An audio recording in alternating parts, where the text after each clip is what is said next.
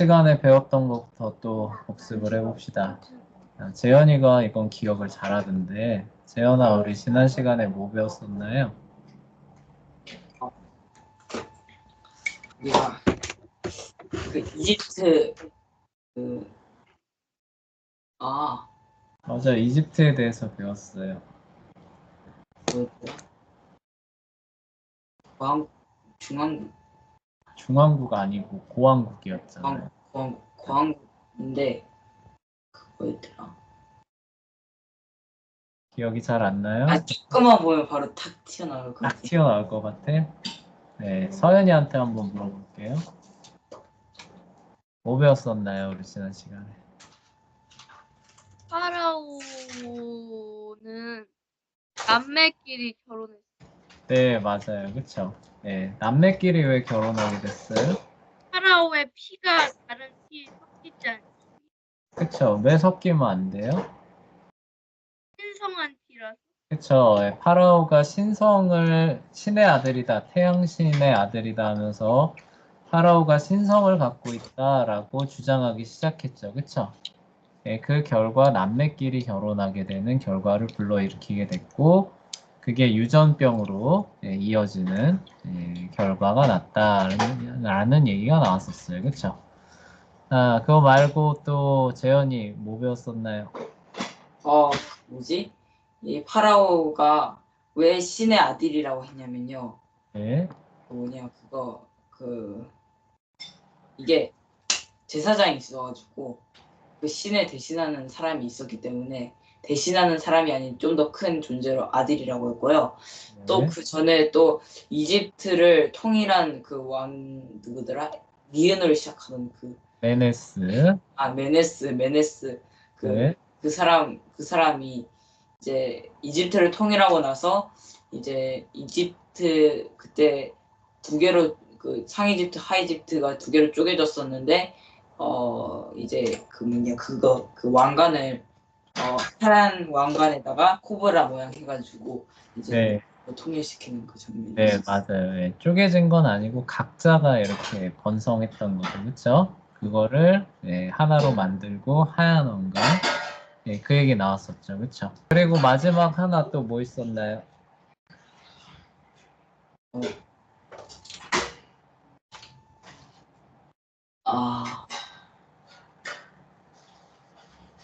서현이 네, 서연이. 기억 안 나요? 네. 선생님이 할게요. 피라미드죠. 그쵸? 신성을 주장한 걸로부터 파라오가 이제 죽은 뒤에, 그쵸? 갈 영생의 불멸의 세계를, 그쵸? 대비하기 위해서 피라미드를 짓기 시작했다라는 내용들 기억나요? 네. 네, 그래요. 그 얘기들 나왔었고, 사람들이 오히려 자발적으로 거기에 참여했다라는 얘기도 기억나죠. 그쵸? 네. 네, 그리고 이제 문자 체계 얘기했던 거 좀 기억나요? 네, 처음에는 모양의 의미였는데 그게 소리 글자로 바뀌었죠. 그쵸? 그래서 막 뒤죽박죽 돼가지고 이집트 사람 아니면은 못 알아보는 글자 체계가 됐다는 거 기억나요? 스핑크스 모양. 네, 스핑크스 모양이 알파벳 L이래요, L. 처음엔 스핑크스를 가리켰을 텐데 그게 알파벳 L 음가가 됐다고 합니다. 자, 그런 이제 내용들이 나왔고, 뭐 파피루스 얘기가 나왔죠. 자, 다음 이집트 중왕국으로 넘어가 볼게요. 같은 이집트인데도요, 중왕국과 고왕국은 성격이 좀 크게 다릅니다. 근데 왜 그런지는 이제 이 내용을 보면 알 수 있는데요. 자, 이집트 고왕국은 기본적으로 모든 땅과 관계시설이 누구의 소유라면은 파라오의 소유예요. 근데 관계시설이 뭐냐? 관계시설이 뭘 것 같아요? 저수지. 네. 저수지에서 그리고 물이 내려오는 그런 길 같은 거 있잖아요. 그쵸? 그거를 또 막았다 열었다 해야겠죠. 그쵸? 저수지, 보 이런 것들이 관계시설. 그러니까 농사 짓는데 물 필요하잖아요. 예, 그 물을 공급해주는 시설을 관계시설이라고 하는데, 자, 이집트에서 이 관계시설이 가동을 안 하면은 농사가 될까요, 안 될까요? 안 돼. 안 돼요. 왜냐하면 범람한 물을 저장했다가 그걸 1년 내내 쓰는 거잖아요. 그래서 이게 되게 중요한 시설인데 이게 파라오의 소유가 됩니다. 예, 그러니까 그 사실상 그 땅의 백성들은 자영농이라기보다는 뭐예요? 그 파라오의 땅을 그 경작해주고 그 대가로 그 농산물을 받아가는 소작농의 성격이 훨씬 더 강했다라는 얘기죠, 그렇죠? 네. 보왕국 때 그랬다는 거예요. 그래서 그 명목으로 3분의 1을 세금으로 이제 걷어갔다고 합니다. 그러니까 이거는 누구 몫이냐면은 이제 파라오의 몫이 되는 거예요. 그러니까 우리가 요즘에 월급 받잖아요. 그쵸? 열심히 이제 해서 월급이 나왔어요. 한 300만 원 정도 나왔다고 해봅시다. 그러면은 100만 원 세금으로 가져가는 거예요. 많이 가져갔죠. 그쵸? 네, 그랬던 이유가 모든 땅과 관계시설이 파라오의 소유였기 때문에 그래요. 자, 근데 여기서 끝나는 게 아니라 이 성직자들 있잖아요. 그쵸? 그 뭐 태양신을 섬기는 성직자도 있을 거고 뭐 이집트는 신이 엄청 많잖아요. 예. 그 신들이 다 그 백성들한테 그걸 걷어가는 겁니다. 자, 이제 우리 제사 지내야 되니까 너 돈 내. 혹은 우리 신전 보수해야 돼. 너 돈 내. 뭐 이런 식으로 해서 3분의 1 말고도 또 가져가는 거예요. 그러니까 이런 거 저런 거 다 떼고 보니까 우리 아까 300만 원 얘기했잖아요. 그쵸? 네. 월급으로 300만 원을 받았는데 3분의 1 파라오가 가져가고 또 성직자들이 뭐 제사 지내고 뭐 하고 뭐 한다고 하면서 가져가니까 또 한 100만 원 정도 가져가는 거예요. 성직자들이. 그러면 내 손에 남는 건 뭐예요? 100만 원 남는 거죠. 그쵸? 네. 열심히 일해서 300을 벌었는데 내 손에 들어오는 건 100만 원밖에 안 되는 겁니다. 네, 이런 이제 상황이 이제 반복되다 보니까 사람들이 그걸 내고 싶을까요? 안 내고 싶을까요? 안 내고 싶죠. 안 내고 싶어 하겠죠. 그렇죠? 그래서 마지막 500년 정도 시간쯤 되면은 그거를 안 내려고 하는 고왕국이 500년인데 그 중에서 후반부 200년은 그걸 안 내려는 싸움으로 이제 그 점철되게 됩니다. 그래서 성직자 계층은 어때요? 또 이런 명목 저런 명목으로 더 내라 더 내라 하고 파라오가 가져가는 건 어쩔 수 없다고 치더라도 성직자들이 내라는 거는 사람들이 어떻게 했다는 거예요? 계속 명목이 붙으면서 더 내라 더 내라 더 내라 하니까 이제 귀족 계층들이 어떻게 하는 거예요? 야 이미 걷어간 거에서 해결해 이런 식으로 나오겠죠, 그렇죠? 네, 그러면서 거부하는 그런 싸움으로 권력 다툼, 계층 갈등과 권력 다툼의 형태를 보이는 모습을 보여줬고 그러다 보니까 나라가 하나로 단합이 되겠어요? 쪼개지겠어요? 쪽이 쪼개지겠죠. 그렇죠? 예를 들어서 사제랑 좀 가까운 편에 있는 사람이다라고 하면은 귀족하고 사제하고 갈등이 일어날 때 누구 편을 들겠어요? 어, 그러니까 이런 거예요. 쉽게 말해서 이런 거예요. 우리 삼촌이 태양신을 섬기는 사제예요. 네.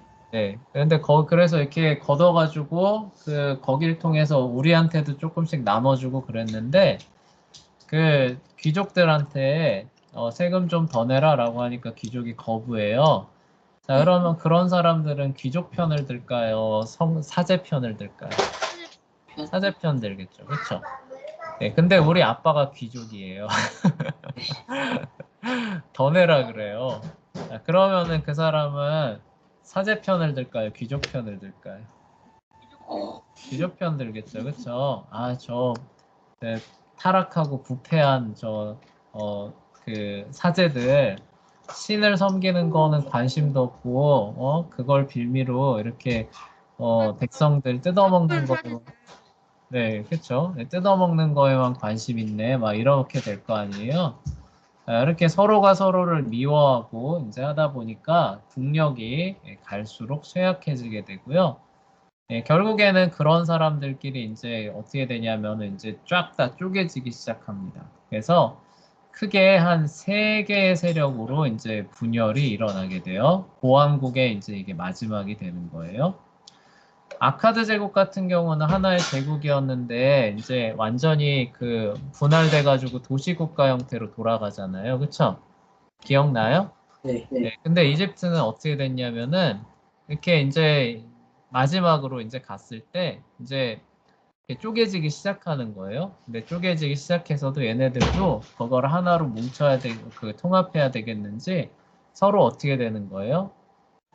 잡아먹고 잡아먹히고 뭐 손도 잡고 이렇게 하다 보니까 나중에 어떻게 정리가 되는 거예요? 크게 세 개의 세력 정도로 이제 나뉘게 되는 겁니다. 삼국지 그 봤었어요? 아니요. 네, 그 조조, 유비, 송권이잖아요. 그쵸? 네. 근데 거기 보면은 처음에 조조, 유비, 송권이 아니라 많은 사람들 나오잖아요. 그쵸? 네. 그러다가 나중에 조조, 유비, 송권의 세 세력으로 나뉘잖아요. 아, 그런 거랑 비슷하다고 보시면 돼요. 그러니까 처음에 엄청 치고받고 싸우다가 이제 나라가 점점 쇠약해지니까 이제 그 서로 그쵸? 물고 뜯고 하다가 한 세 개 정도로 정리가 되는 거예요. 그러다가 이제 2100년경에 아메네메트라고 하는 이 사람이 이집트를 재통일하고 중왕국을 세우게 돼요. 여기 보시면은 이게 간단하게 얘기했는데 이게 이렇게 사실 심각해요. 여기 보면은 메네스가 이제 3100년경에 고왕국을 세우잖아요. 그쵸? 그리고 500년 정도 지속됐다고 하니까 BC 2600년에서 500년 정도 됐을 때 어떻게 되는 거예요? 이제 이런 그 무정부 상태죠. 그쵸? 무정부 상태에 들어간 거예요. 그쵸? 그래서 자기들끼리 싸우는 거죠. 자, 그 기간이 또 얼마나 지나요? 400에서 500년이 지나서 다시 재통일되는 거예요. 그쵸? 그러니까 이 재통일되기까지 400에서 500년 동안의 사람들은 어땠을까요? 국가의 보호라고 하는 그런 걸 받을 수 있을까요? 없을까요? 없겠죠. 그렇죠? 네, 그리고 뭐 그 무역이나 이런 것들도 어려웠겠죠. 그렇죠? 네, 그러니까 살기가 그렇게 만만치 않은 그 시대를 살아간 사람들이 이제 그 사람들이 되는 거고 그렇지만 이제 어쨌든 아메네메트라고 하는 이 사람이 이제 2100년에 결국 이렇게 분열됐던 이집트를 재통일하고 새로운 왕조를 세웁니다. 자, 그 왕조를 우리는 뭐라고 부른다? 고왕국을 이었으니까 중왕국이라고 부르는 거예요. 그리고 중왕국의 특징이 있는데요. 무역진흥과 중산층의 성장이라고 나와요. 계속 전쟁을 벌이면서 그쵸? 있다 보니까 원래 그 이집트가 어때요? 무역으로 번성하잖아요. 그쵸? 나일강 이렇게 오르락 내리락 하면서 그 통일됐을 때는 그쵸? 나일강 오르락 내리락 하면서 상류에 또 아프리카 내륙에서 온갖 물품들을 갖고 대기하고 있고 그쵸? 그리고 그거 싣고 내려가서 하류에서 곡식 실어 와서 또 그 곡식들이 아프리카 내부로 퍼져나가고 이런 무역의 중심지였잖아요. 그쵸? 네. 근데 이런 고왕국이 해체되고 서로 내전하고 있는 동안에 이런 식의 무역이 스톱됐을까요? 계속 이루어졌을까요? 계속 됐을 것 같아요. 네. 자, 여기서 아프리카 내륙에 있는 사람들이 이집트 상류로 모여듭니다. 자, 뗏목 타고 내려가려고 하는데 저기서 전쟁 벌어지고 있어요. 계속 갈 수 있어요? 못 가요. 가다가 우리도 죽어요. 그러니까 사실상 무역이 이제 스톱되는 그런 상황이 됐어요. 그리고 그 싸우다 보니까 지금 농사 짓는 데 필요한 아까 예를 들었던 뭐 저수지, 그다음에 물길 이런 것들이 온전했을까요? 다 망가졌을까요? 다 망가졌겠죠. 그럼 그만큼 먹을 게 없어졌겠죠. 그쵸? 네. 네, 그러면 사람들이 굶주려서도 죽었을 거 아니에요. 그쵸? 네, 먹을 게 부족하니까. 그리고 싸우면서도 죽죠. 그쵸? 그래서 인구가 아마 큰 폭으로 또 감소하고, 그러니까 한마디로 이집트가 굉장히 이렇게 황폐화되는, 무역도 줄어드니까 물품도 줄어들고, 네, 그런 상황에서 이제 나라를 통일하니까, 이 중앙국의 이제 그 첫 번째 목표가 뭐가 되겠어요? 피라미드 짓는 게 목표가 될까요? 안 될까요? 되죠. 예? 피라미드라고. 예, 황폐해진 나라를 재건하는 게 제 1순위가 되고, 피라미드 같은 거는 안중에도 없게 되는 거죠. 그쵸? 노아 같은 거. 일단 그 네. 구에 네, 그러니까 고왕국 때는 여기 부유하고 그쵸? 그리고 그런 난리가 아니니까 일단 그 신성을 가진 그 파라오의 피라미드 짓는 게 나라의 제1의 목표가 되잖아요. 그쵸? 네. 네, 중앙국은 혼란을 수습하고 황폐화된 이집트를 일으켜야 되기 때문에 피라미드 짓는데 국력을 동원할 수 있어요, 없어요? 없다는 얘기예요. 그쵸? 그래서 거대한 건물을 짓는데 국력을 사용하는 대신 이 얘기가 뭐냐면 피라미드 안 짓고라는 얘기예요. 무슨 얘기인지 알겠어요? 그래서 고왕국의 특징은 거대한 피라미드지만 중왕국의 특징은 피라미드다 아니다? 아니다라는 거예요. 아니고 망가진 관계시설을 정비하는데 힘을 쏟은 거죠. 그러니까 이제 뭐예요? 사람들을 동원하기는 하는데 피라미드를 짓는 게 아니라 뭘 지어요? 저수지 짓는 겁니다. 알겠어요? 그 다음에 보호를 짓고요. 물길 내는 거고, 그 다음에 곡식 창고 짓고, 이런 식의 산업들, 이런 거 이제 하게 됩니다. 그리고 이제 무역을 다시 일으켜야 되니까, 그렇죠? 무역을 장려하는 거예요. 이제 나일강 타고 왔다 갔다 하는 거죠. 거기서 그치지 않고 운하를 건설을 하게 됩니다. 여러분들 운하가 뭔지 알아요? 네. 이거 그 판 일부러 네, 맞아요. 배 일부러 지나고 파는 거예요. 그러니까 뗏목 타고 오면은 그쵸? 많이 실어서 올 수 있잖아요. 그쵸? 그래서 이렇게 옵니다. 이렇게 해서 그럼 여기랑 여기랑 이제 이렇게 교류하기가 쉽겠죠. 그쵸? 네. 네, 쉬운데 여기에 또 큰 도시가 있는 거예요. 그러면 여기랑 교류하려면 어떻게 돼요? 여기 있는 거 뭐 소에 실든지 말에 실든지 이렇게 와야 되잖아요. 그쵸? 네. 번거롭잖아요. 그쵸? 그리고 많은 양도 못 오잖아요. 그쵸? 그러니까 어떻게 해요? 여기에다가 땅을 이렇게 파가지고 물길을 요 앞까지 내는 거예요. 그쵸? 네. 그럼 어떻게 돼요? 뗏목이나 배가 한 방에 이렇게 슉 들어갈 수 있게 되죠. 그쵸? 그래서 직접 교역이 가능해지는 게 이제 운하입니다. 그래서 그런 운하를 그쵸? 건설해서 이제 그 물류망을 그쵸? 더 원활하게 만드는 거죠. 그쵸? 그런 식의 일을 국가에서 주도를 하게 됩니다. 그리고 세금으로 거둔 곡식을 그쵸? 창고에다가 보관을 해요. 그래서 엄청 거대하게 큰 창고를 짓고요. 워낙 여기가 농사가 잘 되니까 항상 이웃 나라가 기근 들면 항상 어디로 찾아왔냐면은 여기 이집트로 찾아왔었어요. 그래서 성경에서 보면은 아브라함이나 이제 그 야곱 시대 때 기근 들면 항상 어디로 가요? 이집트로 가잖아요. 그렇죠? 네. 예. 그래서 이제 요셉이 이제 7년 대 기근 때 그렇죠? 그때 그 아버지 형제들도 찾아오지만 아버지 형제들만 찾아온 게 아니라 근방에 있었던 다 그 민족들이 이쪽으로 온 거예요. 그래서 여분의 곡식을 그쵸 판매해서 이제 나라의 재정에 그쵸 그 보탬이 되게 합니다. 자, 이러한 정책이 이제 큰 성공을 거두어서 이집트가 다시 부강한 나라가 되게 돼요. 그러니까 황폐해졌던 것들이 이제 어느 정도 이제 그 마무리가 되는 겁니다. 자, 마무리가 되니까 사람들의 이제 생각이 다시 어떻게 돌아갈까요? 이제 다시 피라미드. 네, 그쵸. 아, 옛날에 파라오들은 이런 거 만들어가지고, 그쵸. 영생불멸의 사후세계도 준비하고 했었는데 그동안 못했잖아요. 그쵸. 네, 그러니까 다시 피라미드 만들기 시작합니다. 네, 근데 고왕국 때만큼 크게 만들었을까요? 못 만들었을까요? 그만큼은 못 만들었겠죠. 그만큼 크지는 않아요. 그러니까 그렇게까지 거대한 그런 것들은 안 만들어지는데 어쨌든 이때도 또 만듭니다. 네, 재밌는 부분들은 이제 중왕국 때는 무역을 장려하면서 이제 나라 경제가 일어나잖아요.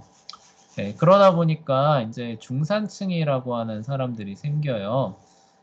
우리나라에서 살아가는 사람들, 월급 받고 살아가는 사람들 대부분을 중산층이라 그러죠. 그쵸? 그러니까 소득을 이제 이렇게 보면은, 이렇게 나라 전체의 소득으로 이렇게 보는 거예요. 가장 이상적인 소득 분배가 어떻게 되느냐? 최고위 부유층이 한 10%, 그쵸?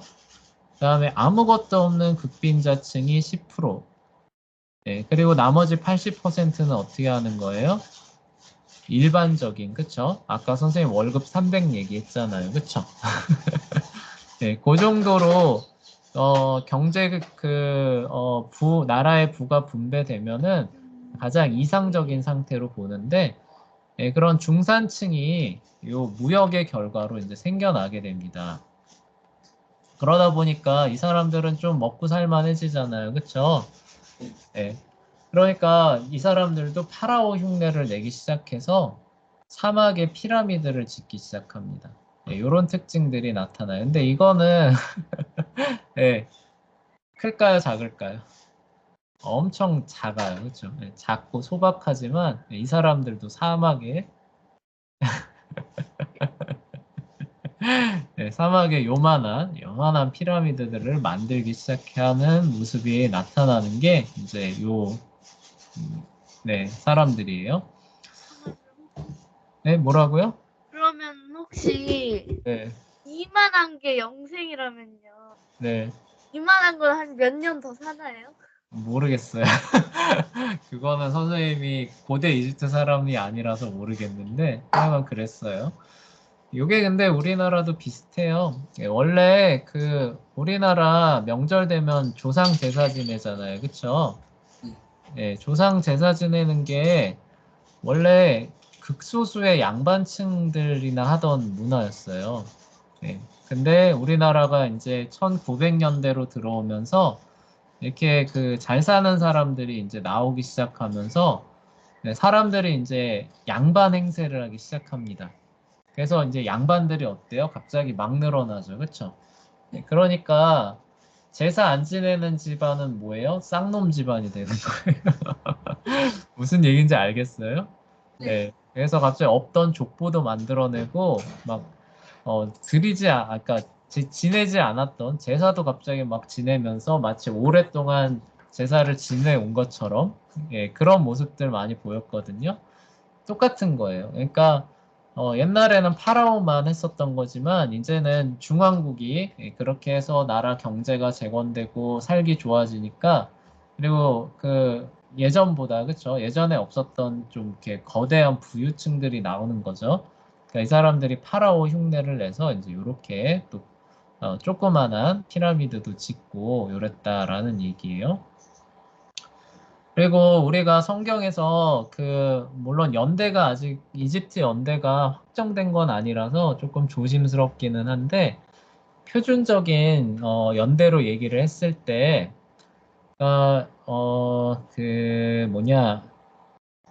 이제 출애굽이죠. 그쵸? 네, 출애굽이 있었던 때가 BC 1446년으로 보거든요. 이건 뭐 거의 확정된 거예요. 성경을 통해서 봤을 때 1446년으로 보고 그다음에 이집트에서 430년 있었다 그러잖아요. 그쵸? 그걸 더해 보면은 1800년에서 1900년대가 나와요. 그쵸? 예, BC 1900년대 아마 그쯤에 누가 이집트로 내려갔냐면은 요셉이 내려갔다는 얘기잖아요. 그쵸? 네. 네, 그러니까 이 이집트 중왕국 때 아마 요셉이 총리가 아니었을까 이제 이런 얘기가 유력하게 얘기가 되는데, 근데 문제는 뭐냐면은 이집트의 이 절대 연대가 아직 좀 왔다 갔다 해요. 그래서 어떤 사람들은 이집트 이런 고왕국, 중왕국, 신왕국 왕족을 얘기를 할 때 그 안에 많은 왕조들이 있거든요. 1왕조, 2왕조, 3왕조, 4왕조 이렇게 있어요. 네. 예, 근데 그거를 순차적으로 배분하면 이연대가 나오는데 근데 사실 알고 보면 1왕조가 예를 들어서 1왕조가 있고 2왕조가 있고 3왕조가 있고 이렇게 하면 요연대가 나오는데 어떤 사람들은 이렇게 얘기를 해요. 1왕조가 이렇게 있고 2왕조가 이렇게 있고 3왕조가 이렇게 있고 무슨 얘기인지 알겠죠? 그쵸? 네. 두 개가 겹친다는 거예요. 그러면 이 연대가 줄어들까요? 안 줄어들까요? 줄어들죠. 줄어들겠죠. 그래서 이게 그 요셉이 총리가 됐을 때가 중왕국이 아닐 수도 있다. 이런 얘기도 나와요. 무슨 얘기인지 알겠죠? 그쵸? 네. 예, 근데 하여간 현재까지 가장 유력한 설로 봤을 때는 중왕국 때 그 요셉이 이집트의 총리가 아니었을까 이제 이런 얘기가 나옵니다. 그래서 여기 보면은 그 얘기 나오잖아요. 저 기근으로 고생할 때 여분의 곡식 판매하는 거. 네, 이게 아마 요셉이 처음으로 시작했던 일 아니었을까. 요셉 이후에도 같은 일은 벌어졌을 거 아니에요. 그렇죠? 430년 동안에 기근이 한 번도 안 들진 않았겠죠. 그렇죠? 네, 그래서 그런 얘기들 생각해 볼 수 있습니다. 그렇게 번성했던 중왕국이 이제 어이없이 멸망을 하게 되는데요. 이번에는 서로 싸우다 멸망한 건 아니고 외적의 침입으로 인해서 멸망을 하게 되는데요. 그 이유가 사막을 너무 믿었다는 거예요. 전에도 우리 생각했지만 이집트 건너오려면 사막 건너와야 되기 때문에 대규모 군대가 건너올 수 있었어요? 없었어요? 없었어요. 없었죠. 그러니까 거기 입구 부분에 부대 조금 놔두고 지키면은 어때요? 얼마든지 지킬 수 있었다는 거죠. 그렇죠? 네. 네, 그러니까 군사력을 이렇게 강하게 하고 무기를 개발하고 군대의 규모를 키우고 이런 것들 오히려 반갑지 않겠죠. 그렇죠? 네, 그랬는데 그랬다가 이제 1785년경에 힉소스라고 하는 민족이 대규모로 넘어오게 됩니다. 이 사람들이 왜 대규모로 넘어오게 됐냐면요. 이 사람들은 유목민족이었어요. 그래서 말을 사용할 줄 알았다고 합니다. 그러니까 사막을 사실 말 끌고 넘어오기는 좀 어려운데 하여간 뭘 얘기를 하는 거냐면은 생각보다 우리가 생각하는 것보다 빠르게 사막을 건너올 수 있는 그 능력이 있었다는 거죠. 그렇죠? 대규모로. 무슨 얘기인지 알겠어요? 네, 다른 사람들 같은 경우는 이제 사막에서 이제 목말라 죽는데 이 사람들은 생각보다 빠르게 대규모로 사막을 건너올 수 있는 그 유목민족이었다라는 그런 뜻이에요. 그리고 이 사람들은 유목민족이다 보니까 내가 땅 파서 먹는 게 아니죠. 그쵸? 유목민족이라고 하는 게 돌아다니는 애들이잖아요. 그쵸? 네. 내가 땅 파서 먹는 게 아니니까 남이 땅 파서 걷어놓은 거를 어떻게 해요? 내가 들이쳐가지고 뜯어먹는 애들이죠. 그쵸? 네. 그러니까 싸움을 잘할까요? 못할까요? 잘한. 잘할 수밖에 없죠. 뺏어. 얘네들은 뺏어먹는 거로 살아왔던 애들이니까 이집트 애들보다 싸움을 그냥 하라 그래도 잘할까요? 못할까요? 잘해요. 무기도 계속 개량이 돼 있었고 이런 상황이 되는 겁니다. 그래서 이중으로 구부러진 활이라는 건 이런 의미예요. 일반적인 활은 이렇게 돼서 화살을 이렇게 뿅 쏘죠. 그쵸? 네. 근데 이 앞부분을 이렇게 해놓는 겁니다. 이렇게 해서 이렇게 돼서 이렇게 쏘는 거예요. 자, 그러면은 이거를 당길 때 어떨까요? 힘이 훨씬 더 많이 들까요? 안 들까요? 바깥으로 구부러져 있어요. 이건 안쪽으로 구부러져 있고. 힘이 훨씬 더 많이 들겠죠. 그쵸? 네. 네, 근데 힘이 많이 드는 만큼 멀리 갈까요? 안 멀리 갈까요? 멀리 가죠. 멀리 가겠죠. 그리고 파괴력은 훨씬 셀까요? 안 셀까요? 더 세겠죠. 훨씬 더 힘이 많이 들어가니까. 그쵸? 그러니까 같은 활을 쏴도 상대방이 훨씬 더 먼 거리에서 강력한 화살을 날려오니까 활로 대결해도 돼요? 안 돼요? 안 되죠. 안 돼요. 그리고 얘네들은 제자리에 서서 활을 쏘는 게 아니라 뭘 타면서 활 쏴요? 전차예요. 그쵸? 말 타고 우르르 전차 타고 가면서 활 쏴요. 자, 이거 상대가 될까요? 안 될까요? 안 되죠. 어려워요. 그리고 검도 양날검이 그 뭐냐면은 날이 양쪽으로 있는 거예요. 원래 날이 한쪽으로만 있잖아요. 그쵸? 네. 우리 집에서 사용하는 식칼 같은 거 어때요? 날이 한쪽으로만 있죠. 그쵸? 네. 그래서 이쪽으로 쓸면 썰리지만 뒤쪽으로 썰려요? 안 썰려요? 안 썰려. 안 썰리죠. 그쵸? 양날검이 좋은 점이 뭐냐면 양쪽이 다 날이기 때문에 자, 이렇게 내리쳐도 내가 적을 무찌를 수 있는데 또 어떻게 되는 거예요? 이거를 이렇게 해도 또 적을 무찌를 수 있는 거예요. 그쵸? 무슨 얘기인지 알아요? 그러니까 이렇게 막 이렇게 휘둘러도 네. 적을 마음대로 막 무찌를 수 있는 건데 근데 네. 이거를 잘못 다루면 어떻게 될까요? 이렇게 하다가 잘못해가지고 조금 했어요. 그러면은 요 날에 내 등이 이렇게 베일 수도 있죠. 그쵸? 네. 네, 그래서 우리가 양날검이라고 하는 양날의 검이다라는 얘기 많이 들어봤잖아요. 그쵸? 그게 여기서 나오는 건데 잘 사용하면은 최고의 효과를 낼 수 있지만 잘못 사용하면 어떻게 하는 거예요? 나도 다칠 수 있는 거.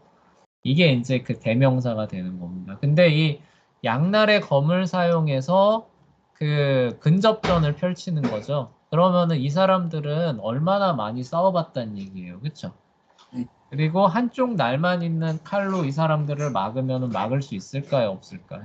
없죠. 네, 없죠. 그쵸? 네, 그런 이제 상황이 되는 겁니다. 그런 상황인데 이집트의 병사들은 어떻게 됐느냐? 일단 갑옷이 무거워요. 구리로 되어서 굉장히 그 무거운 갑옷을 걸치고 창을 이렇게 끌고 가는 겁니다. 그러니까 얘네들은 싸우는 기본 개념이 뭐냐면은 가만히 서서 그쵸? 그럼 어떻게 돼요? 창을 앞세우고 어떻게 돼요? 척척척척 걸어가는 거예요. 그쵸? 네. 네, 그렇게 해서 찔러 죽이는 그런 형태가 되는 건데 힉소스는 어떻게 싸우는 거예요? 말 타고 돌아다니면서 이렇게 휙 돌아다니면서 활 쏘고 그쵸? 네. 그리고 전차잖아요. 그쵸? 전차인데 예를 들어서 창이 이쪽으로 향해 있는데 전차가 이렇게 휙 돌면서 우리 뒤쪽을 치고 들어오거나 옆쪽을 치고 들어오면 어떻게 돼요? 그냥 무너지잖아요. 그쵸? 네. 네, 그쵸. 얘네들은 빨리 돌릴 수 있어요? 없어요? 없어요. 그쵸? 예, 그러니까 어떻게 돼요? 게임이 안 되는 거죠. 그쵸? 그래서 안 그래도 적은 병력에 그 대비도 허술했는데 이런 식으로 지금 전술에서 엇박자가 나니까 그냥 싸움다운 싸움도 못 해보고 그냥 싹 다 밀려나가는 겁니다. 예, 그래서 추풍낙엽처럼 아예 상대가 안 되는 거예요. 그렇게 해서 이제 완승을 거두게 되면서 그 부유했던 중왕국이 한순간에 멸망을 하게 됩니다. 그래서 나일강 삼각주 지역이에요. 그러니까 하이집트죠. 여기가 아무래도 그 풍부한 땅이니까요. 곡식이 풍부한 땅이니까 삼각주 지역에 자리를 잡아요. 그래서 타니스와 아바리스라고 하는 새로운 도시를 건설해서 자기들의 수도로 삼고요. 그리고 이제 그 자기들이 파라오 자리에 앉지는 않았어요. 그러니까 어쨌든 그 당대 그 전체 사람들이 파라오를 바라보고 있잖아요. 그래서 자기들이 완전히 통제를 할 수 있는 꼭두각시를 파라오 자리에 앉힙니다. 하지만 그 파라오의 입에서 나오는 모든 말은 어디서 나오는 거예요? 힉소스 이 대표자에게서 나오는 거죠.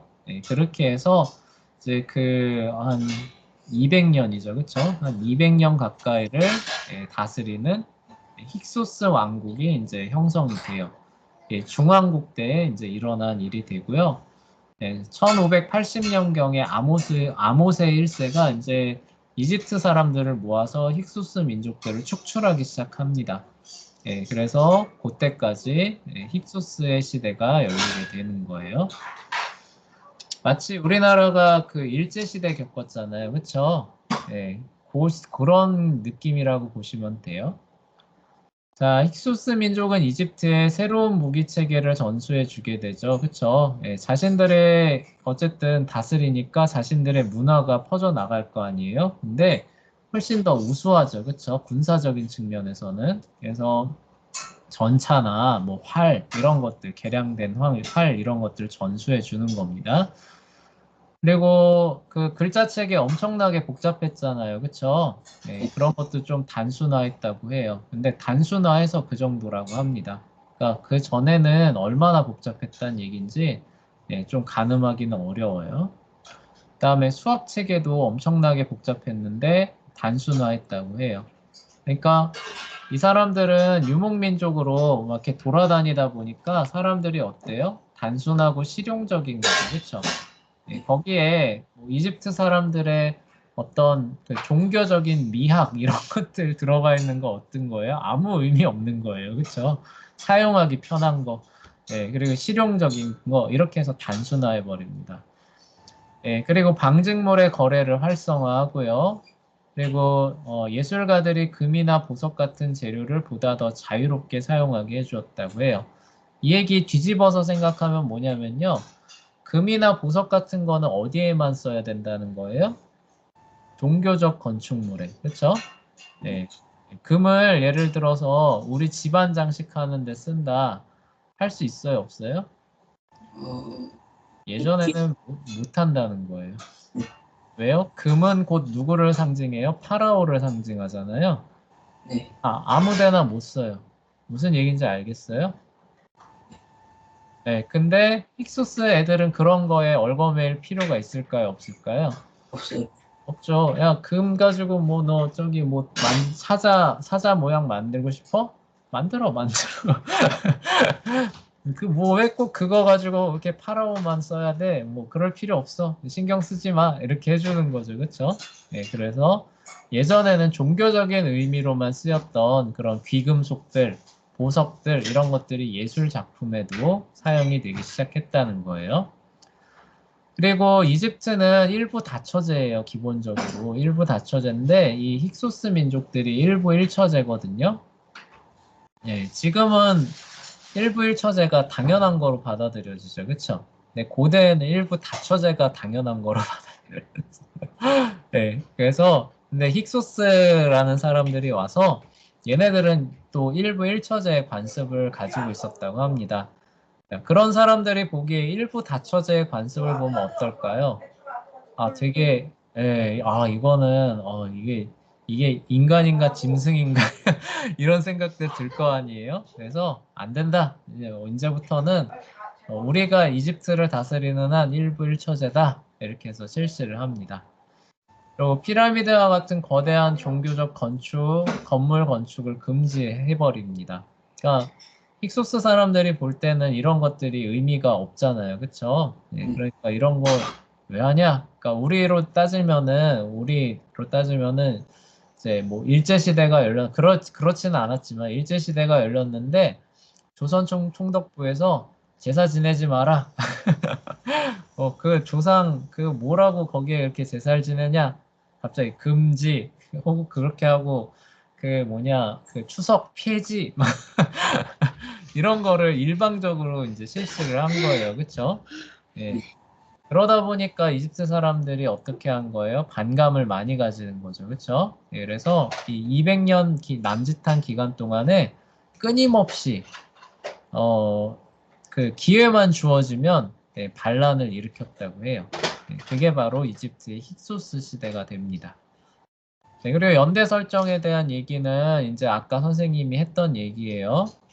그 이집트 자료만 해도 연대가 아직 확정이 안 됐다. 그래서 고대 시대의 연대 설정 그 이야기할 때 조금씩 조심해야 되는 그런 부분들은 우리가 항상 염두에 둬야 된다. 가장 유력한 걸 쓰고 있지만 언제든지 바뀔 수 있다. 그 부분들 염두에 둬달라는 얘기예요.